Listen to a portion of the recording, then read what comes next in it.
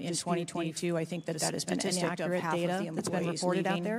In 2022, what I can tell you is, as I have returned as the director that's been reported out there, we have had an increase in hiring and staffing, returned as the director of the agency. Resources. We have had an increase in hiring and staffing to hire, increase in resources so that we can be staffed appropriately to continue the dynamic mission that we have, so that we can be staffed appropriately to meet the dynamic you may want to mission dispute that we it, have. but it's out there. Well, my understanding, you may want to dispute it, but it's out there. My understanding, and given the high-profile Secret Service during your nearly two-year tenure, why should the American people have any confidence in your ability to lead the Secret Service? Why should the American people have any confidence in your ability to lead the Secret Service to perform its zero-fail mission to protect our senior leaders? The Secret Service has an incredible culture. Our men and women place service over self. The Secret Service has an incredible culture. They come in every day. Our men and willing to risk their lives service over for our protective mission. They come in every day. Work investigations willing to risk their lives for our protective mission. People who would do and they work investigations, child exploiters. Thwart. We have an incredible mission in our culture is children. We will get the job done no matter what. We have an incredible mission in our culture is we will get the job done no matter what. Well, those on the front lines certainly have a great culture, but I'm not sure they were willing to risk their lives at the agency. President Trump, this right kind of culture. I yield back. The leadership. Chair now recognizes Mr. Conley from Virginia. Right kind of culture. Thank you, Mr. Chairman. Chair now recognizes Mr. Conley from Virginia. I hope the American people do appreciate the incredible daily risks people do appreciate Secret Service agents take the on our behalf. incredible daily risks. You mentioned there are 36 Service agents regular on our behalf. clients you've got. You that mentioned protect there are 36 constantly. regular. I was clients you've participating got in that the you NATO protect summit just 2 weeks ago. constantly. We had 32 I was heads of participating government in the and NATO heads of state summit plus just 2 weeks visiting ago. heads of state. We and had heads of government. 32 heads of government. Presumably, and heads you of state provided plus protection visiting for all heads of of state That and is heads correct. of government. Presumably, you saying. provided protection for all of them. That is correct. Help us understand, just saying. however, I will stipulate that there. Help us understand, however, you don't want to go into will too much stipulate detail on that that until you've been able to ascertain all you the don't want to facts. go into Too and much analyze detail on what that they mean. until you've been able to You ascertain can understand, all however, the facts, the anxiety and we analyze and what the they mean. American public have You about can how understand, could this however, happen.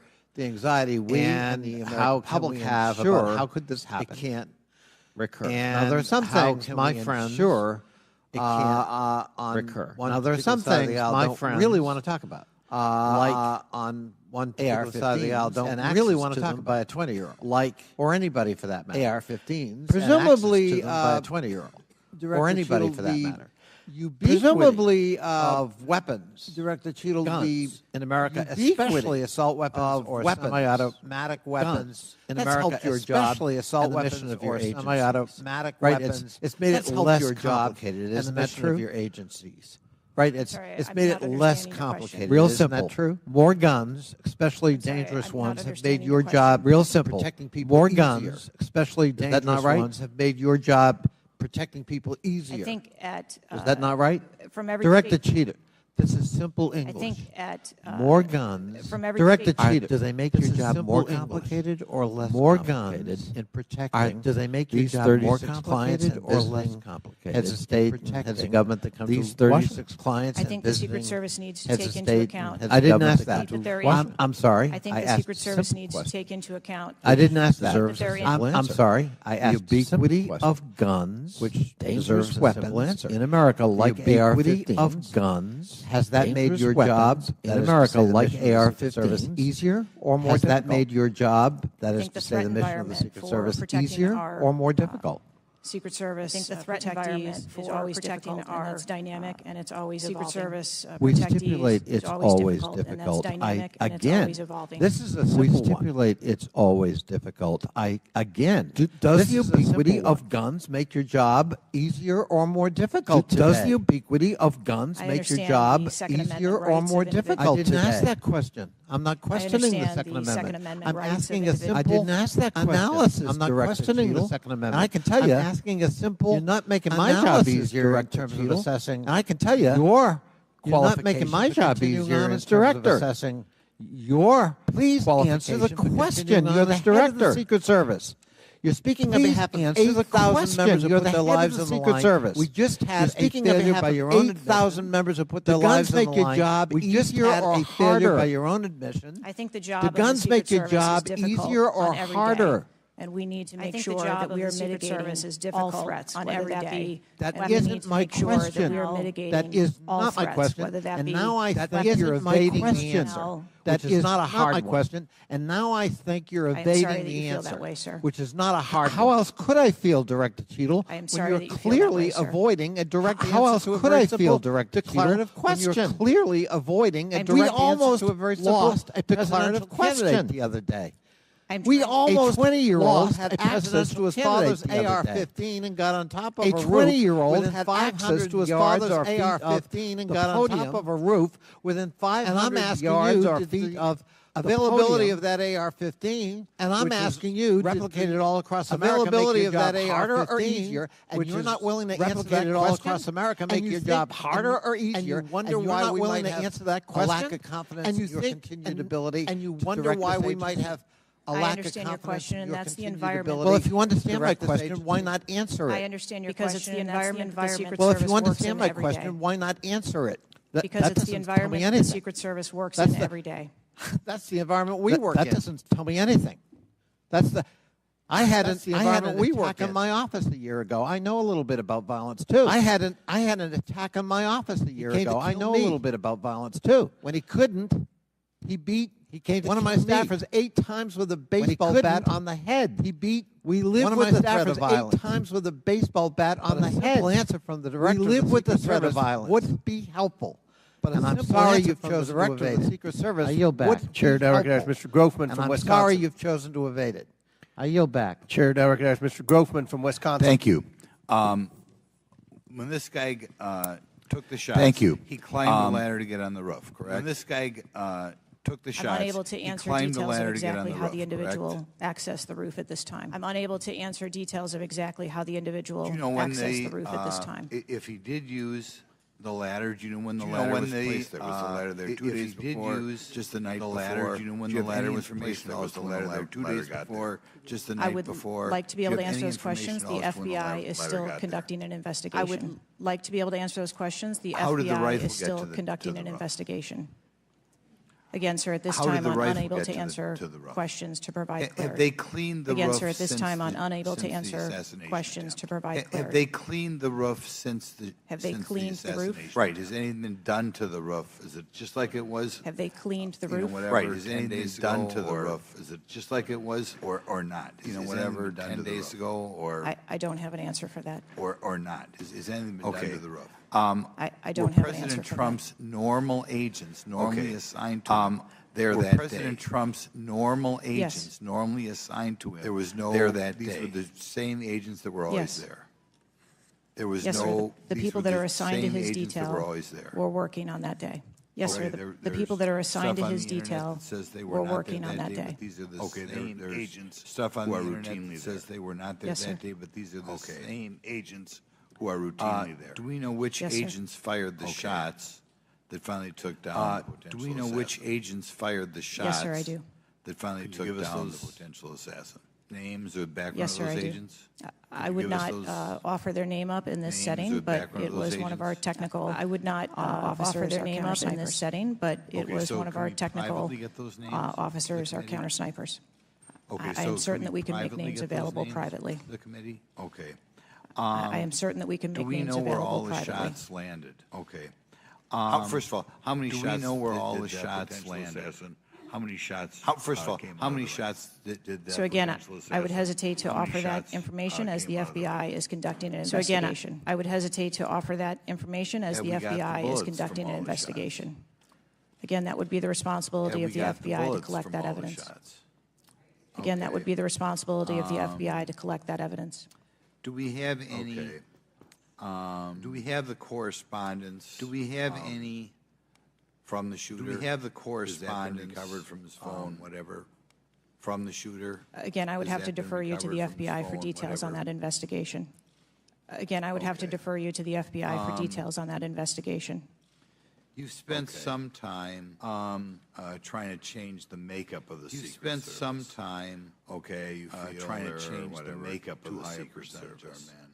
Okay, you feel there are, whatever, too high a percentage. Does this affect at all who you are hiring for the Secret Service? Does this affect at all? I've spent my time as the director trying to increase the number of people that we hire in the Secret Service, trying to increase so that we have the best, the number and the brightest that we hire in the Secret Service as the director. So that we have the best and the brightest, and that's been my concentration as the director. Hiring, you ever hiring, not hiring men because of your desire to hit certain targets?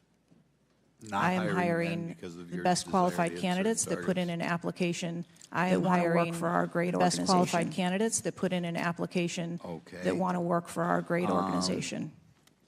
Next.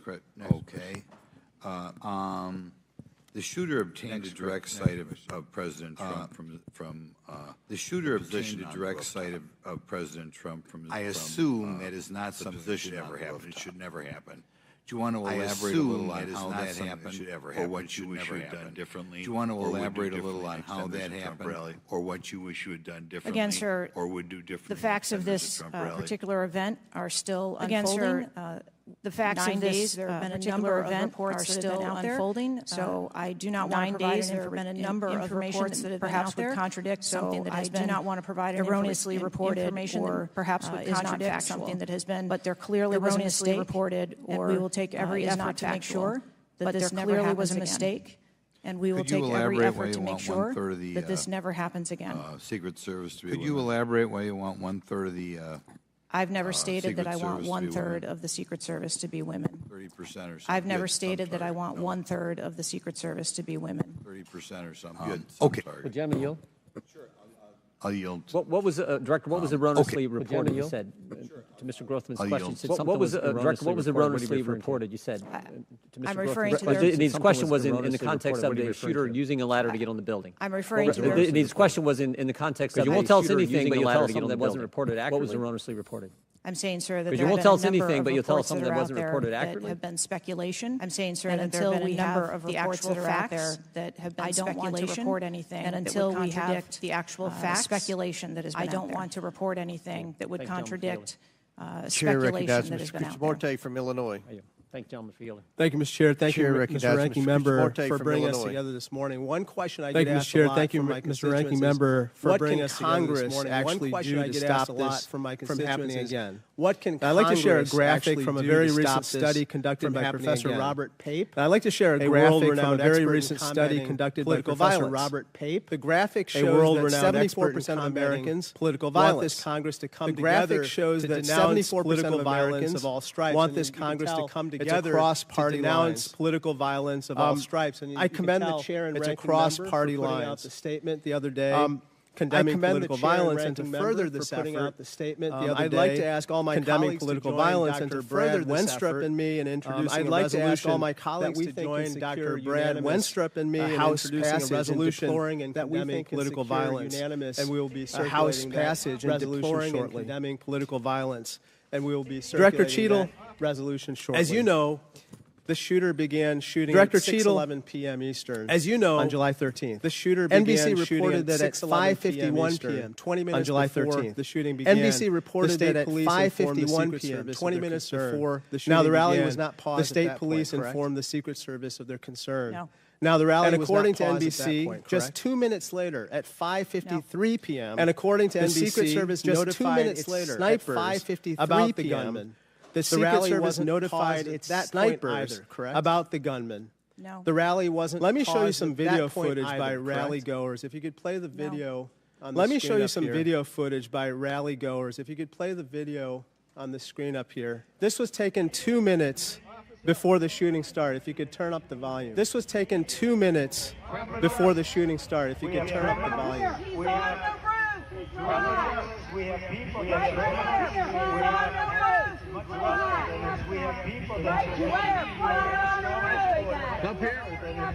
Ma'am, that doesn't look like suspicious behavior. That looks like threatening behavior to me. Ma'am, and the rally wasn't paused at that point. That looks like threatening behavior to me. I can tell you, as I and the rally wasn't paused at that point either, correct? That the shift I can tell you, as I stated earlier, sir, that the moment that the shift, an actual threat, that's a threat. President, right there. The guy's on the roof and everybody's yelling at him. That's a threat. And right there, the guy's on the roof and everybody's yelling at him. The rally was not paused at that point, correct? And directing the officer's attention to him. The rally was not paused at that point, correct? And when communications were passed. Well, I can point you to this communication. It's 2 minutes before the shots started ringing out. Well, Director Cheatle, yes or no? This communication is 2 minutes before the shots started ringing out. Director Cheatle, yes or no? Pausing the rally. Was there ever a moment where the Secret Service would have paused the rally had they known, or the Secret Service would have paused the rally? The answer is no. Had they known, or correct? Been so the answer is no. An actual threat. The answer is no. I can speak to you. Correct? In generalities. No, I don't want generalities. I want specifics. The answer is no. You did not consider. No, I don't want generalities. I want specifics. The answer is no. You did not consider pausing the rally. Correct? Would never bring people that are in charge of protecting the president on that day. That would never bring. Well, they did, because we've now identified 3 points. Well, they did, because 20 minutes before the shooting, identified 3 points. Let me point you to something else. Before the shooting. That the threat, which is the building that the shooter was perched on, seen here. This building, which is the building that the shooter was perched on, you're familiar with it. This building, it's no more than 1 AGR building. I'm sure that you're familiar with it. Where Donald Trump stood. It's no more than the security perimeter was drawn such that the AGR where Donald Trump stood was placed. Yet the security perimeter was drawn such that the AGR building, the AR was placed outside of it. Styled rifle. Director Cheatle, according to the Washington Post, the AR-15 styled rifle. And therefore, the AGR building is 400 to 600 yards within rifle. And therefore, the AGR building was clearly within rifle. NBC News has reported that in the days before the rally, the Secret Service had identified the building as a vulnerability that required special attention. Correct? Yes. So I am still looking into an active investigation. From NBC? I know, but it's been 9 days. So I mean, you should know that, into an active investigation. And yet, despite the fact that the AGR building was in rifle range of the stage, and yet despite the fact that the AGR building was in rifle range of the stage, and it was flagged as a vulnerability, and I respectfully submit the Secret Service must expand. And I respectfully submit to account for the kinds of weapons that can be used outside the perimeter, to account for the kinds of weapons that can be used outside the perimeter, to endanger the protectees in some conspiracy theories that have been Let me turn your attention to and ask you to some conspiracy theories that have been comment on them. First, you have not found evidence that the incident was a staged shooting, right? Comment on them. First, you have not found evidence that the incident was a staged result of a conspiracy of high-ranking government officials. And you haven't found evidence that this was a result of a conspiracy of high-ranking government officials, or perpetrated by a foreign state. And you have not found evidence that this incident was in fact directed or perpetrated by a foreign state or entity, right? Thank you. That's the last question, but I'll let the director. Chair, now recognize Mr. Cloud from Texas. Thank you. I just wanted to confirm there was only Chair, now one recognize Mr. Cloud from Texas. I just wanted to confirm there was only one counter sniper. We had multiple counter sniper teams. Yeah, on the premises, but is only one took one shot? Is that correct? Or, yeah, on the premises, but is only one took one shot? Shell casings were found on the roof. Correct. Okay. Again, I would have to defer you to the FBI's criminal investigation. Okay. Word is again, I would have to defer you to the FBI's criminal investigation. Again, sir, I'd have to defer you to the FBI's car was rigged with explosives. Again, sir, I'd have to defer you to the FBI's investigation. You don't communicate with them? Okay, you're not curious about. Okay, CNN reported that the Secret Service did not sweep the building. The shooter was used. CNN reported that the Secret Service did not sweep the building. The shooter was used. So we are conducting a mission insurance investigation, and will depend on. So we are conducting a mission insurance investigation, and will depend on the information that we obtain. Secret Service knew there was a suspicious person anywhere from 8 minutes before President walked on stage. Secret Service knew there was a suspicious person anywhere from 8 minutes before President walked on stage. Notified of 30 to 60 minutes. We have different reports. Was President Trump or his team notified of the threat? I think there's a difference and a distinction between suspicious person and threat. Yeah. I think there's a difference and a distinction between suspicious communications to know when the information about a suspicious person communications was passed when to the information about a suspicious person was passed President Trump to or his team Secret notified? Service personnel. Again, we are going back and looking to make sure that we have the exact information. We are going back and looking to make sure that we have those notifications the exact information of when those notifications were made. I think it's troubling for a lot of us that the number one question everyone in America is wondering is why was the roof left open? I think it's troubling for a lot of us that the number one question everyone in America is wondering is why was the roof left open? And after 9 days, we should, when you come to this committee hearing, you don't have anything to say about that. When you come to this committee hearing, you don't have anything to say about that. For this event? Very, very troubling. I personally do not review security plans for events that take place across the country. I personally do not review security plans for events that take place across the country. We have a number of events that take place. Who's the top-level official who reviews the security plans? We have a number of events. There's a number of top-level official who reviews security plans. Who's ultimately responsible for signing off on a security plan? Security plans. Who's ultimately responsible for signing off on a security plan? There are people on the ground. There are supervisors on the detail. There are people at headquarters. So there's not one person who says, "Okay, this is on the good." detail. There are people at headquarters. So there's not one person who says, "Okay, this is good." In the way that we build our security plans, where they are multi-layered, I think much in the way that we build our security plans, where they are multi-layered. No doubt there's teams working different aspects of it, but ultimately, isn't there an individual who signs off on the plan? There are multiple layers. So there's no accountability. How we design our security plans, they're multi-layered. There are multiple layers. So there's no accountability. This is whether it's the FBI or there's Fauci or anything. This is whether it's the FBI or multiple layers. Fauci or anything. It's time after time after time. Layers of plausible deniability. An agency after agency after agency. That's got to be plausible deniability. An agency after agency after agency. Yes, you're saying I'm responsible, but because you keep coming here and expecting. But then there's no. Yes, you're saying I'm responsible. What do you mean by that? I mean, you're accountable for it, but saying you're going to keep your job, right? What do you mean by that?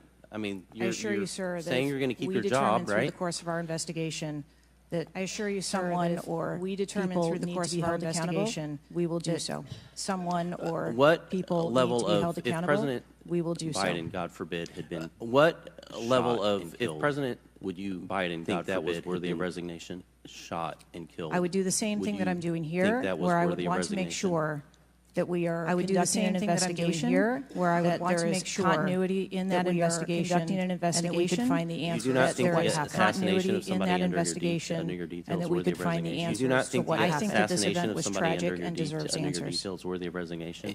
I think that this event was tragic and you want to make sure that this never happens again. The thing that you've said so far is that you want to make sure that this never happens again. The thing is, everyone in America knows it's not the job description you're tasked with. The job description you're tasked with is one of your goals in the strategic plan is to champion diversity, equity, inclusion, and accessibility. In the strategic plan is to champion diversity, equity, inclusion, and accessibility. You've accomplished the accessibility part. Do you keep the same standards for all applicants? What standards do you keep the same standards for all? Secret Service agent meet the same qualifications, or do you have different standards for different people? Does every Secret Service agent meet the same qualifications, or do you have different standards for has to meet the same standards to become a special agent? Moves through the application process has to meet the same standards to become a special The trouble I think we're having with right now, so far you gave a lame excuse for slope. The trouble I think we're having with right now, so far local law enforcement's job was to cover sloped roof.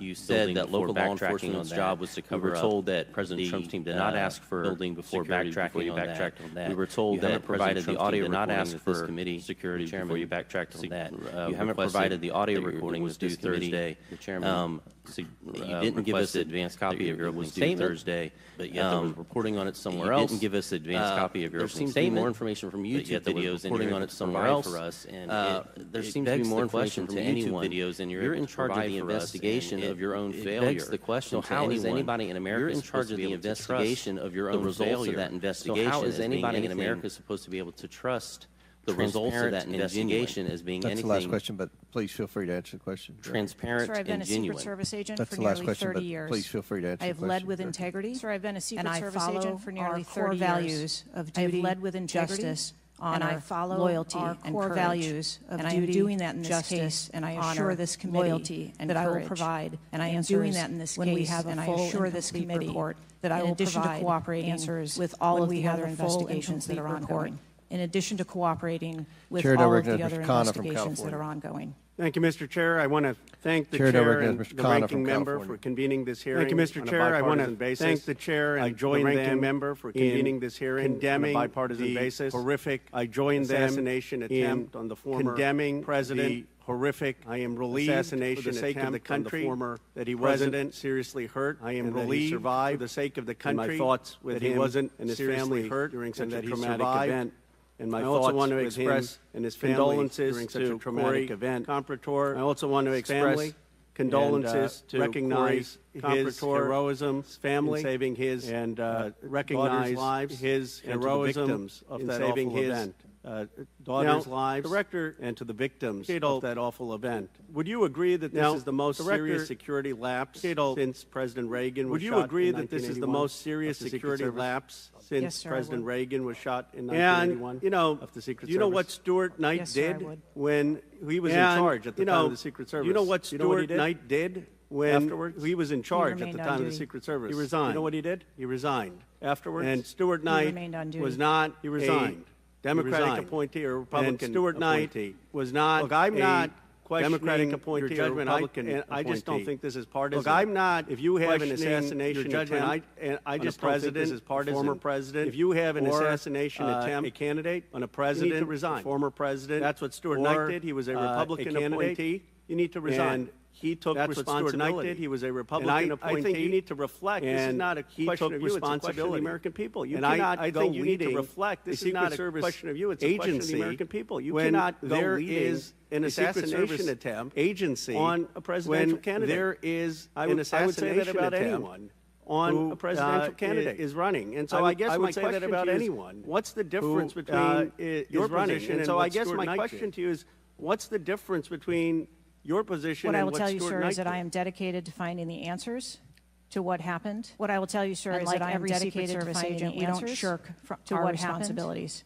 And like every Secret Service agent, we don't responsible to the agency, responsibilities to this committee, remain on to the former president, responsible to the agency. But is there a reason you wouldn't just do what to the former president and to the American public? But is there a reason you wouldn't just do what Stuart Knight did after the Reagan assassination? Is nothing more that you have to say? I mean, do you really believe at this moment, given how divided the country is, that you have to say? I mean, do you really believe at this moment, given how divided the country is the best for the nation? I mean, I'm not saying you can't do public service again. You can't do something else for the nation. I mean, I'm not saying that you being in this role is what's right for America at this moment. Your heart believe that you being in this role is what's right for America at this moment? The one thing, do you think there are people who agencies in this country who have confidence in you? One thing that we've got to have confidence in this independents, Democrats, that are transcend progressives, conservatives, that have the confidence believe that the majority of this Democrats, Republicans, progressives, conservatives.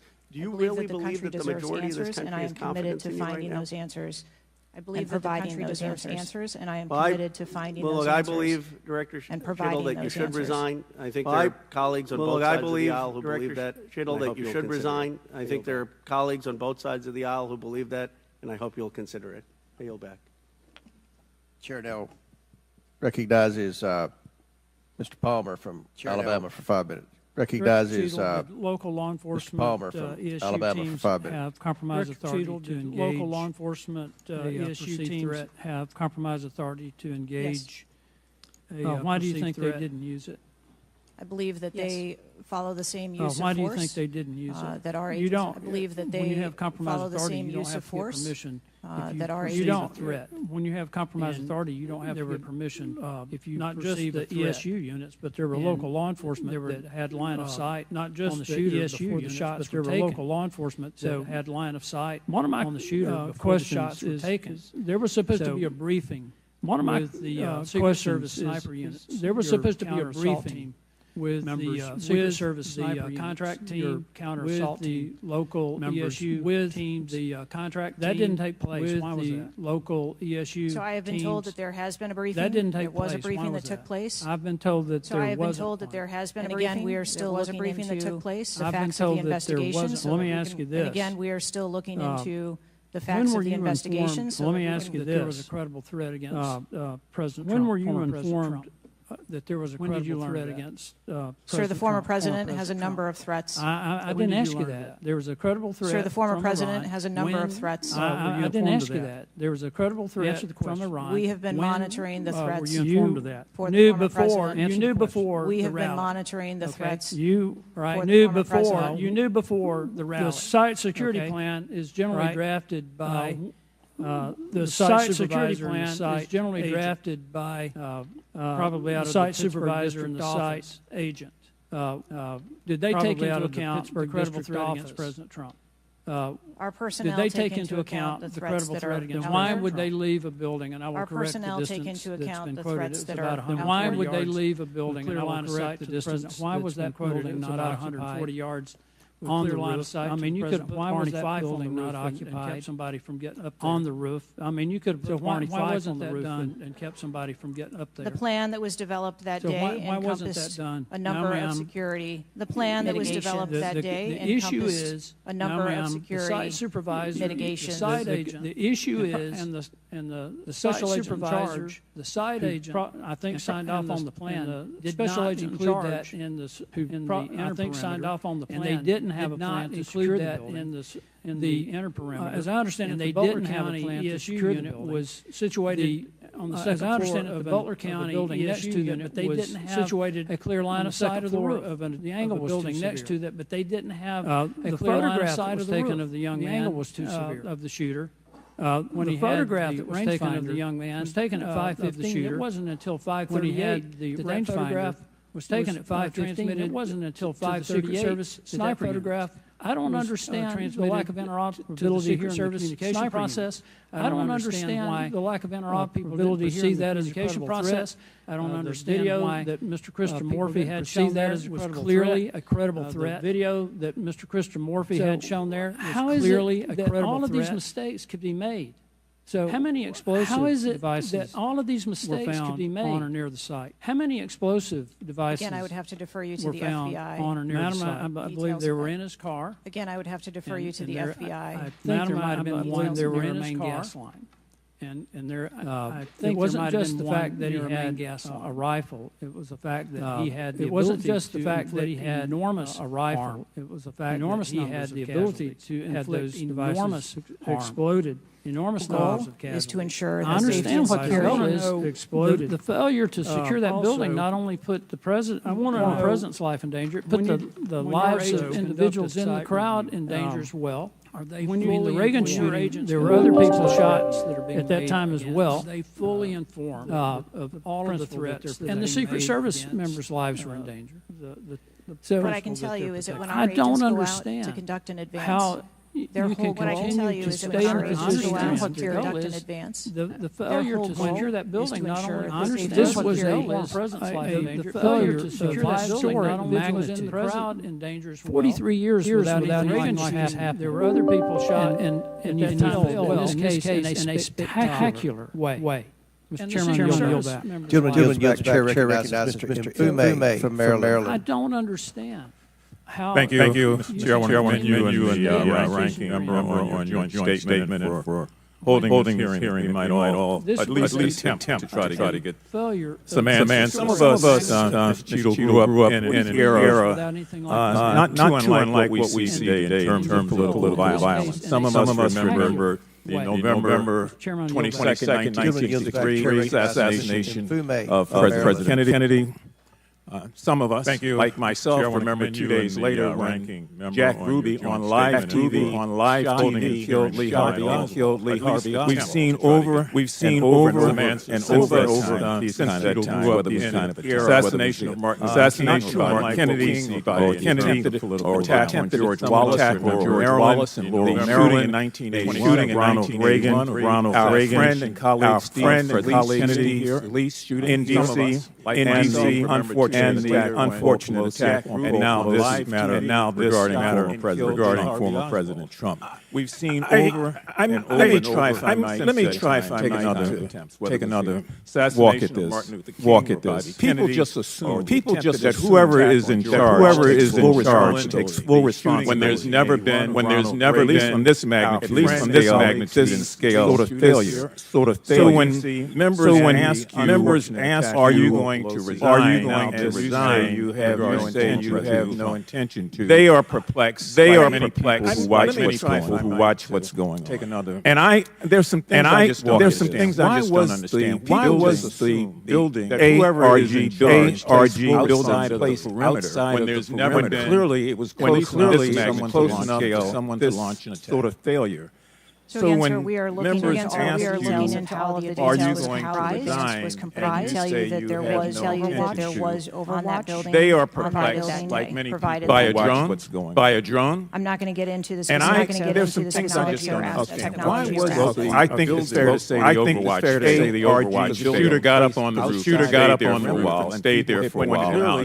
So do you think that your Overwatch in that case was a failure in that case? I think that we need to know the full details. To understand how this and why was the rooftop left naked? Tell us that, considering it was within the line of sight and so very close. Technology or assets. Again, I can't speak to the specifics particular. But what I can tell you is that when this develops an advanced plan, they take into account a number of factors when they're building if there are buildings or areas of concern, areas of concern. Overwatch is one of those mitigations that they want to put in place, that they want to put in place, cover off areas of responsibility. I understand that, but the shooter came to your agency of your 52 minutes before the former president got to the stage. Did anybody get assigned to cover that individual? But already been seen with advanced finder and other suspicious matters. Was anybody assigned to track him? What I'd like to clarify is I got that part. I understand that, but the shooter came to the attention of your agency. And having a range outdoor event. Let me ask you this: when the suspicious person was brought to the attention of the city, was anybody in the detail ordered to follow and stay with that person because they might be tracked? So we have a number of teams that are on the ground. Again, we verify the time to verify when those notifications were made to our personnel,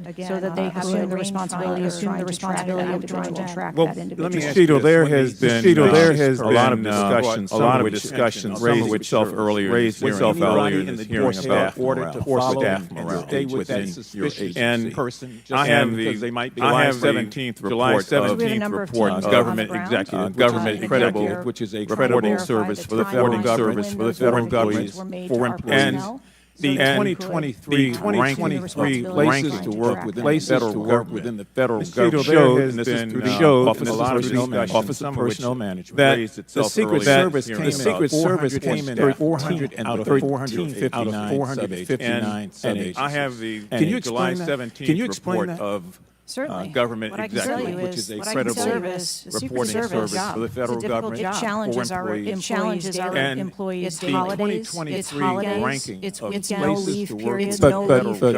But Madam, showed, and people come to work knowing. People come to work. You do explain that when you do explain that. They know somebody. They know that. It's the same with other agencies. It's the same with other agencies. Holidays. They come to work at odd hours. To be worse places to work within the federal government, 413 out of 459. I just need an explanation. What do you think as the director? And that's the last question. Please come to work. I think that this is a challenge. You do explain that when you hire someone. They know that. It's a challenging environment. It's the same with other agencies. They miss holidays. They come to work at odd hours. Every day. To be worse, one of the worst places to work. I've also measured a number of measures since I've been to recruit and retain the tide of attrition in our agency. Hopefully alleviate. Thank you, Mr. Chairman. And that's Thank the you, last Mr. question. Chairman. Chair now recognizes Mr. Sessions. Chair now recognizes Mr. Sessions from Texas. Thank you very much. Chairman, thank you very much. I join all of our members to say thank you for doing this hearing on a bipartisan basis. Director, I'm not going to sit here and say you ought to resign, but I am going to say that you have not given us confidence that you have the ability to what happened, to take the responsibility, Chair now recognizes Mr. Sessions. understanding. Spent a number of years. How many years do you say you've been with the agency? 29. Well, I spent 16 years with 7 times. And had a really good feel about their operation. How they work, what was responsible, who was responsible. I've heard you say today, well, you've got to wait. Wait for the final. When is the final? How many years do you say you've been with the agency? 29. I mean, how long do we have to wait before you can give us? Been there 28 years. Been there 28 years. Had a few days to be able to draw your own analysis. You should understand the entire process. Being on the team, you have talked about your experience and professional nature of the agency. But the director, just like it was my operation, was responsible for making sure they had a business either works or doesn't work. There's no in between. There's no in between. Either works or it doesn't. Your job as the director is to make sure it looks right and I've not heard you say my analysis. But I have asked all these questions. I've got somebody else was responsible. So I'm going to ask you a question. Business have any employees been disciplined for their role? Does not work. Your job as the No, sir, not at this time. No, sir, not at this time. I am asking. So no employee has been disciplined. No employee has been placed in any position that would place their job in jeopardy. They're standing. So I'm going to ask you a question. That's not what I asked. That's not what I asked. You're the person that runs. You're the person that knows right from wrong, good from bad. You've had a number of days. And now you come before knowing you're going to be before us, and you cut off to someone else. Do you see where there was something that went wrong? As a professional agency, between you have to count on someone else. That's not what I asked. You're the person that runs the place. You're the person that knows right from wrong. Then what went wrong? Was the special agent not doing their job? Was the shooter given extra time? Was the sniper doing their job? These are things that went wrong for 28 years. Quickly, I watched it live on TV, and then within saw a number of facts that would have been known by people. You've got 28 years. You're showing up here telling us well, I've got to wait for the what is your evaluation? I'm asking those same questions. You're before the Tell us what went wrong. A special agent charge was there. Tell us and don't try and play a shell game. Do you have the ability as the director of this agency understand what went wrong, and at least tell us I do or don't know what I do, and we come away with, and I'm not asking, I'm asking, tell us what went wrong. Then you should be able to say to us, we know what we did wrong. Failure in our system. Immediately make corrections. That's why you're having a difficult time with what went wrong, because we saw it too. We saw it too. We've seen the things, but you are the 28-year expert. You are the person, only you that can make the changes. And I hear you say, be able to say to us, we know what I experienced. That is why we think what you're doing, the answers you're giving us, are not correct, and you are not using professional expertise.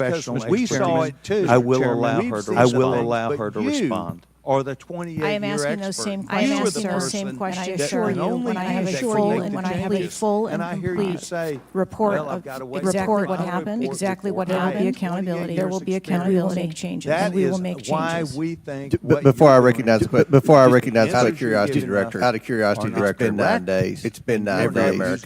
Every American question answered. Do you have a ballpark? I will allow estimate what Mr. Sessions asked. Mr. Sessions you would be able to answer.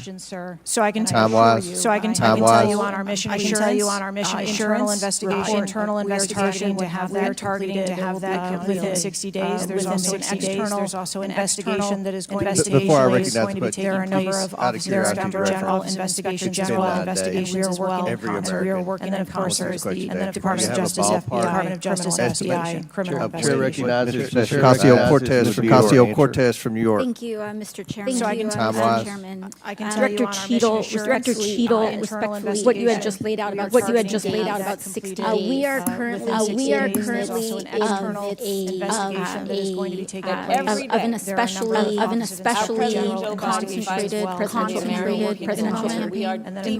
That is also of course elections happen. Are happening about 100 days. So the notion of a report about 60 days threatened when was so high in the irrespective of party, is not acceptable. And I think it's very important. To understand this is not an theater. This is not about jockeying. This is not about jockeying. This is about the safety of some highly targeted, valued internationally and in the United States. So the notion in the United States. So the idea that will be finalized when we finalize 60 days, let alone any actionable decision that would be simply made is simply not theater. It has been 10 days since an assassination former president of the United States. Some of you have represented our nation on the international stage and world championships. Again, this party is not a multi-committee. We have to make policies. We have to make now, and that may require immediate turn. And without that, we are flying blind. So the lack of answers is something that we can accept here. Director Cheatle, is there a standard all of our around or are defenders or are those prisoners that may require legislation, that may require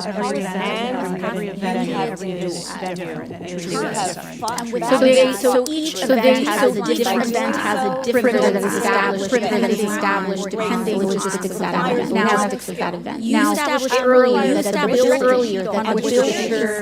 the shooter operated from was outside that established border. It was outside of our security. Now that building was 500.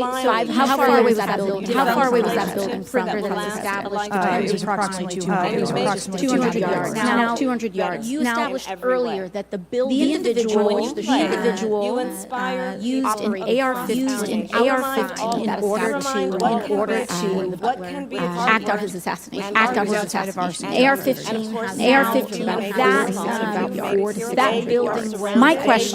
My question is why does the Secret Service perimeter? Why is the protective perimeter shorter than one of the most popular semi-automatic weapons used in AR-15? Today, again, let us give them a round of applause. Act out his assassination. AR-15 was completed. My question is, why does the Secret Service why is the Secret Service protected and so what I'm hearing is that a perimeter was not established out an outdoor venue that would prevent AR-15 common weapons from being able to be within the range of Secret Service. Perimeter was established, even though there were buildings, even though outside, it wasn't just that perimeter, there were a number of what I'm hearing is that a perimeter was not established outdoors to mitigate an outdoor some venue of those buildings. that would Respectfully, Dr. Cheatle as well. As a person who has experienced an enormous amount of threat incidents that have never been reported publicly. Even though there were buildings that were outside. There's a common pattern, whether it's Secret Service, FBI, Capitol Police, after a critical security failure, there will be independent investigation. That independent investigation gets set up, the expectations after the incident, and then nothing occurs from there. The report is usually not satisfactory to the raised and most important corrective action is rarely taken. If I were to state anything that I think is profoundly important is that we need to have answers to the public. I would encourage you and the agency to be more forthright with the members that still have their questions the public deserves to have full confidence and the stakes are the violence that could break out in this garden party. If I were in the event someone getting hurt, to national security threat to the entire country. Yes, please feel free to.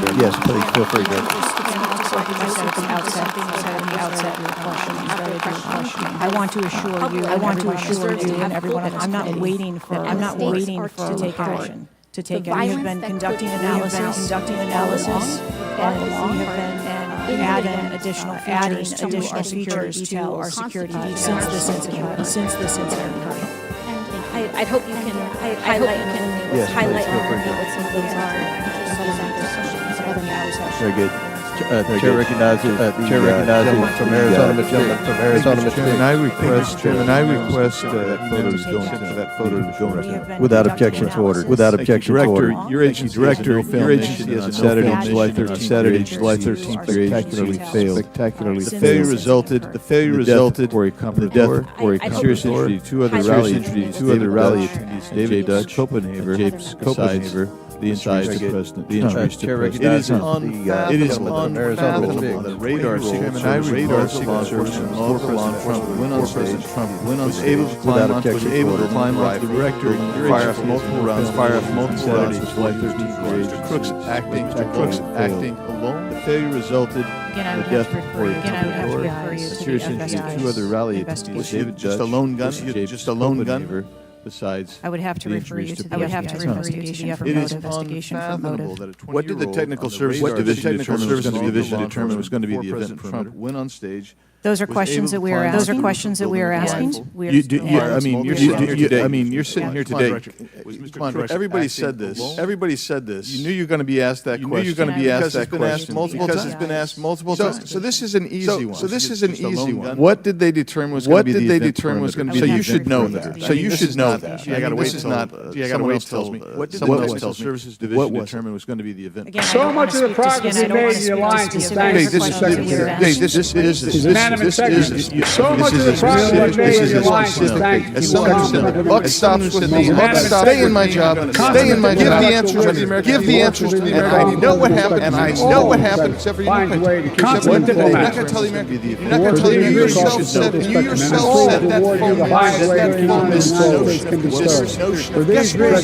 Guess what? You sit here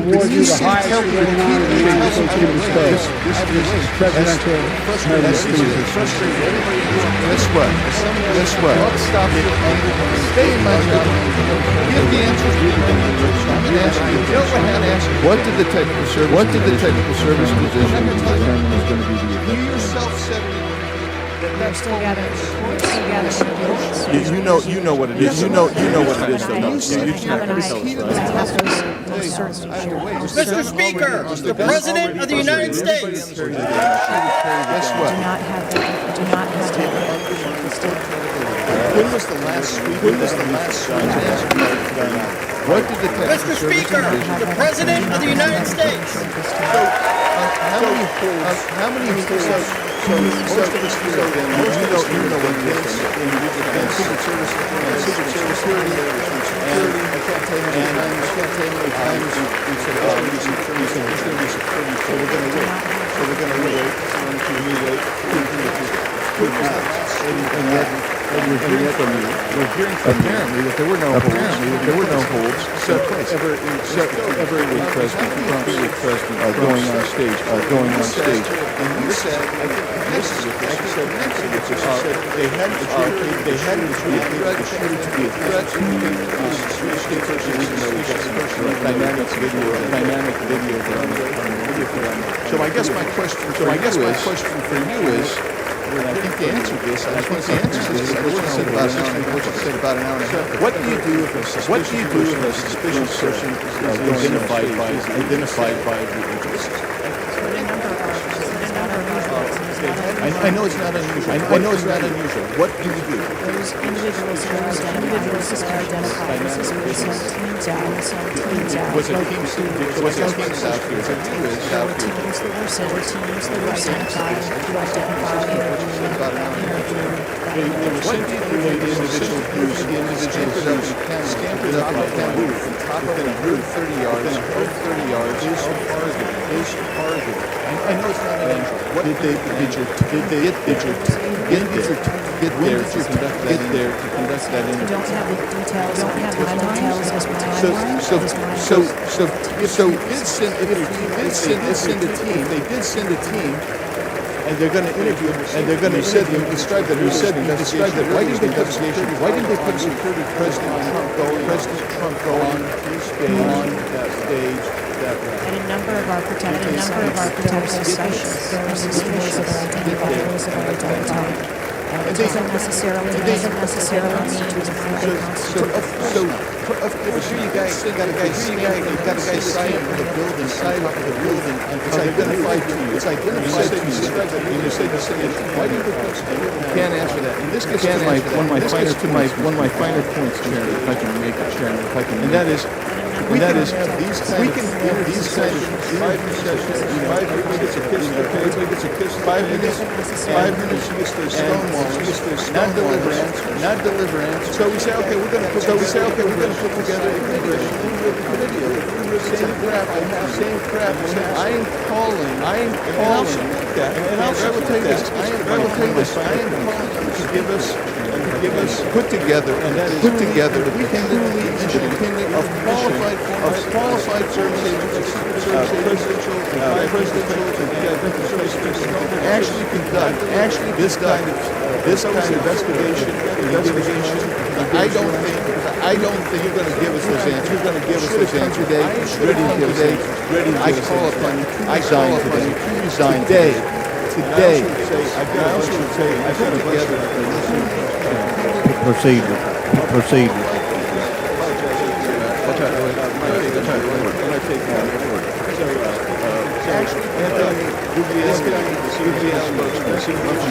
Without objection to order.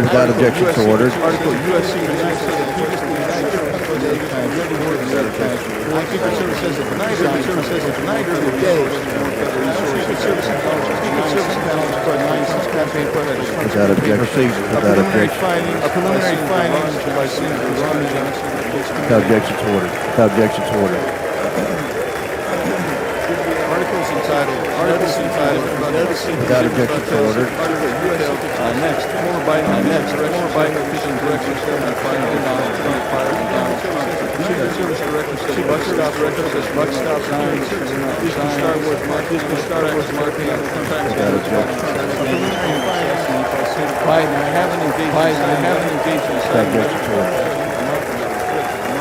Please tell who is Tell me what God says.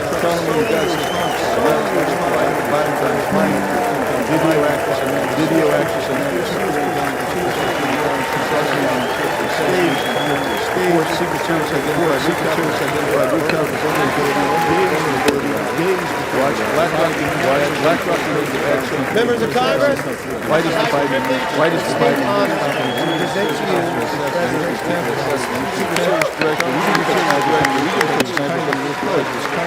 Here's what Thomas Matthew members of Congress at the high privilege and distinct honor. Service Director, President for Trump assassination, official story at all makes no sense at all.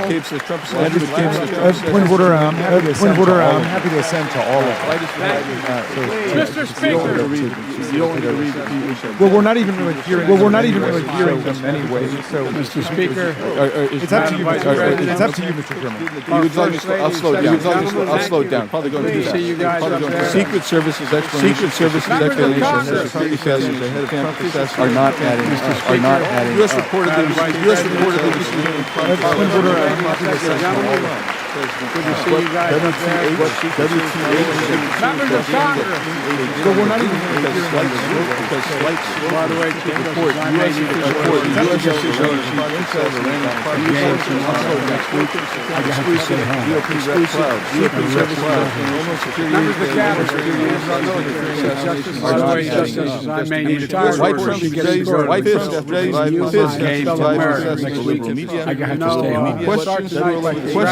members of the cabinet, new Speaker of the House, Chief Justice, Chief Justice,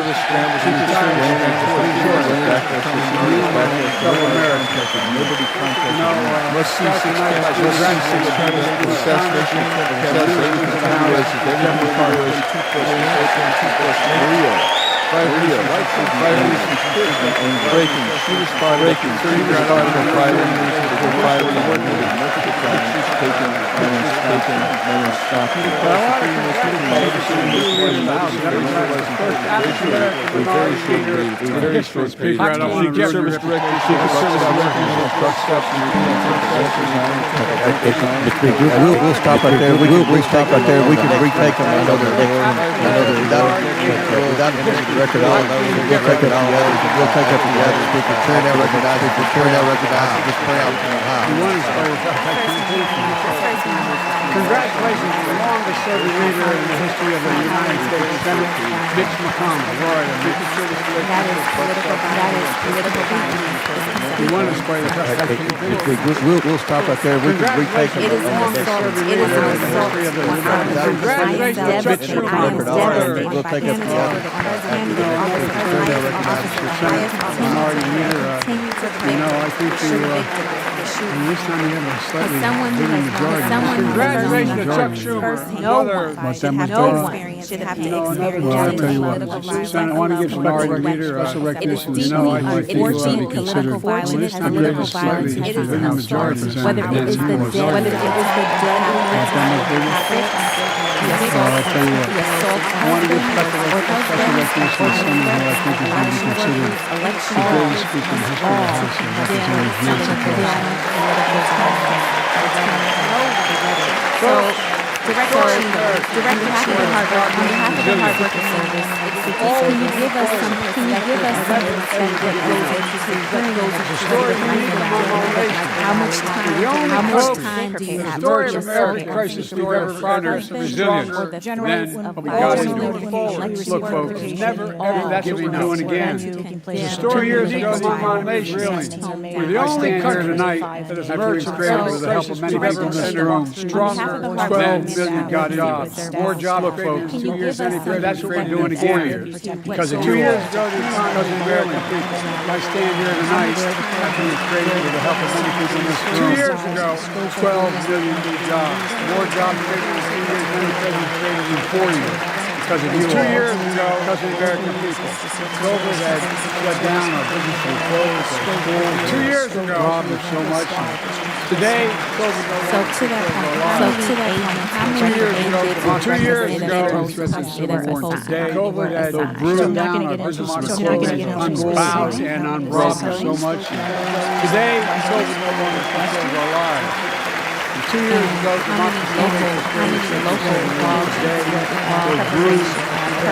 as we gather here tonight and unbroken, we're ready to next chapter of the American story, a story of progress and resilience. The world leaders ask me to find America, and they do, believe it or not. As we gather here tonight, I do have a number. we're ready to the next chapter of the great American story is beyond our progress and resilience. Everything is a possibility. The world leaders ask, you know what? This is a shocking incident by former president calling instance of political violence a threat to our democratic values. I'm thankful that the former president, and again, I'm breathing for him. I'm breathing for the family of lost a loved one. Now, I really hope this serves about our responsibility. How is analysis not to be analysis to be honest with one another, effective, that I thank you, my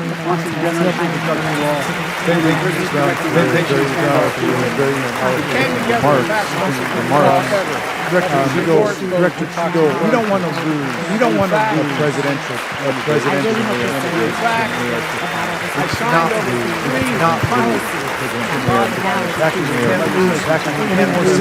Any more citizens to AR-15. Massive violence. Mass shootings. Don't want AR-15. Assassination. Set off political violence riot. This is America. Deadly serious business.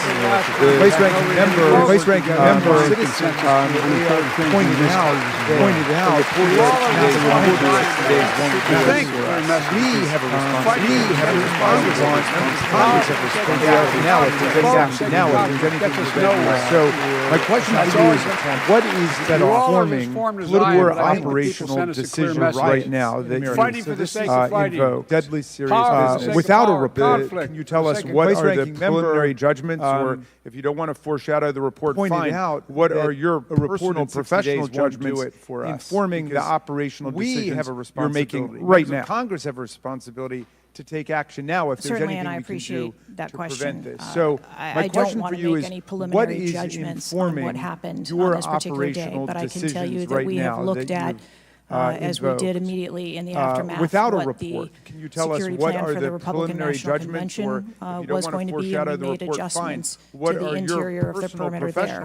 We looked at the protectees that we have here in the Washington, D.C. area and our protective sites, and we did make some adjustments to their security posture. And as we continue to move through the next several weeks on this particular day, but even yesterday we have looked at the announcement as we did President no longer aftermath running. We made adjustments for the Republican Vice President's detail. We are already prepared for an eventual VP nominee there, and we continue to make those assessments. I think it just shows how dynamic the environment is that this agency works in every day. So you've made the same kinds of common sense judgments and intuitive recommendations that members of the public and members of Congress are asking about right now. Okay, thank you. I yield back, Mr. Chairman. And before I recognize Ms. Mace, I have to say, Director, we're pretty close to the halfway point during this.